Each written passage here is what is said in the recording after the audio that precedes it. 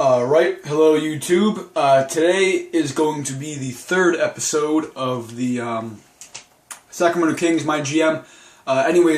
Yeah, so we finished off 2013-14 season. We were bad, like expected though. I mean, honestly, I thought we were going to come in and do decent. We came in, did a little bit below decent, so I'm not mad, but I'm not happy with our performance. I'd rather us do worse though, because obviously this is a stacked draft, and if you haven't watched the two other videos, then you should check those out, and if you have, then you know that I downloaded a draft class of 2K Share, my own draft class, which actually I think I'm going to make a video about that, telling you like what's going on with my draft class, you know, different things in it. Anyways though, I had 500K to work with. That was the budget that I had to work with. I actually ended up making a little bit of money this year, and honestly, I wasn't really surprised, but I was surprised at how much we made. In the beginning, we were expected to make about $6 million. We ended up making about $20 million, almost about $18 million, so almost $20 million. I'm really happy about that. I honestly think if you haven't watched my second video, then you should check that out. About it's not all about the business part of my GM, but it does have some tips in the business part of my GM. If you're a bad team, I would, not even if you're a bad team, if you're any team, I would advise checking that out. Once I get to be a better team, then I'll make another video on or implement those tips of how to put in the business side of my GMing into a video. Yeah, so anyways, most people will probably take that 500K and put it right up here at this player payroll, but that's a really bad idea. I mean, if anything, I could drop it down, but I'm not going to touch the player payroll because as of now, I think we're right in the borderline on going over. So I want to just keep it like in the negative for cap space. So I want to just keep it where it is. I don't want to touch it just yet. 500K is not going to make that big of a deal. It's not going to make you sign anybody or not be able to sign anybody. It's not going to do anything adding 500K to a player payroll. You want to add, if you have that small of an added amount of funds, then add that to your staff payroll. I mean, if you have like maybe $2 million or something, then you might want to add as much as you can to staff payroll and then to other things. But payroll for the staff is going to get you so many good things. The first thing you always want to focus on is your coach and then your assistant coach. After that, you can focus on trainers, CFOs, which is your chief financial officer. I mean, those are the other things, but the main thing is working on your head coach. Make sure you get the best head coach you could possibly get. I've had,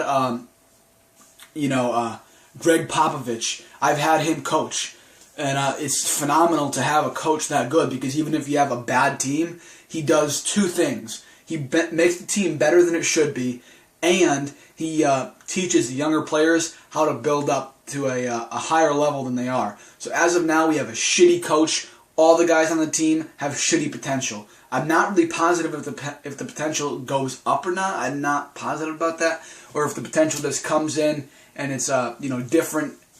You just randomly selected what potential it might be at. I mean, I've seen DeMarcus Cousins and I've also seen Jared Sullinger at like A- potentials, A potentials, and right now they're DeMarcus Cousins is a B potential and Jared Sullinger is a C+. So that's obviously either a mistake, either because of the coaches, or just like a randomly selected sort of potential type deal. Anyways, though, we do have upcoming more picks. I'm not really I didn't make any more trades. If I did make any more trades, I would have made another video about them, but I didn't make any more trades. I got about, 4, maybe 5 offers about trades. People wanted Ben McLemore, DeMarcus Cousins, and Orlando Johnson. I got, I think 3 trade offers for DeMarcus Cousins. I think 1 for Orlando Johnson, and maybe 2. So not 4 or 5, but whatever. I think I got 2 for Ben McLemore. You don't want to trade away your young players. All 3 of those guys are decently young, to an extent. Orlando Johnson's really not that young. I could have traded him, but I was going to get a really shitty guy in a 2015 first-round pick. If it was 2014, I would have accepted it, but it was 2015, so I can't bank on the fact that they're going to do bad. I mean, if you see my other videos, then you know I can make a team go from 30th to number 1 overall in 1 year. It's not that difficult. Yes, it may make you broke as all hell, but it can be done, and I can do it as well, and some teams choose to rather win than make money. So, if they're a big market, they'll make that money back, and it's not really a big deal for them to go over the cap. Anyways, though, yeah, so that's kind of, make sure you keep your young players. Don't trade away young players for talent.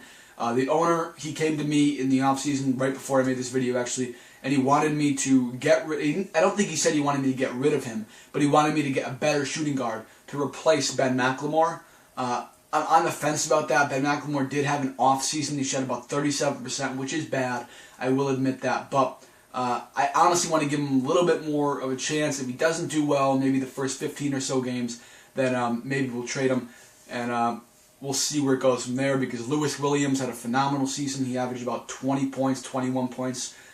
Rudy Gay had a decent season. He averaged about 20 points. DeMarcus Cousins had a very low season, but I don't know really why that is. He had about 15 points and about 9 rebounds. I don't really get that. That's a good season. That's solid, but it's not really good. So I'm unsure about that. I don't know why he did so bad for as good as he's supposed to be. Yeah, but I guess that's kind of it. I actually wanted to see if I can make any trades, because in the past, yeah, right now I cannot make any trades. You see it over here on the bottom of front office. It says rosters, trades, player management, free agents, scouting, and staff. I cannot mess with the trades at all. I don't know if it's just because of the point in the off season I'm at, but I know once you get to the your free agency period, over all the way down here, your free agency period, you cannot trade. So maybe I'll try and trade like over here in the rookie signing period. I'm not really positive about that though, but it kind of sucks, because you should be able to trade. Obviously, a big blockbuster trade between the Nets and the Celtics happened during the offseason, so it's not like you cannot trade in real life in the offseason. So I'm a little bit, I wouldn't say mad about it, but I'm a little bit surprised by it.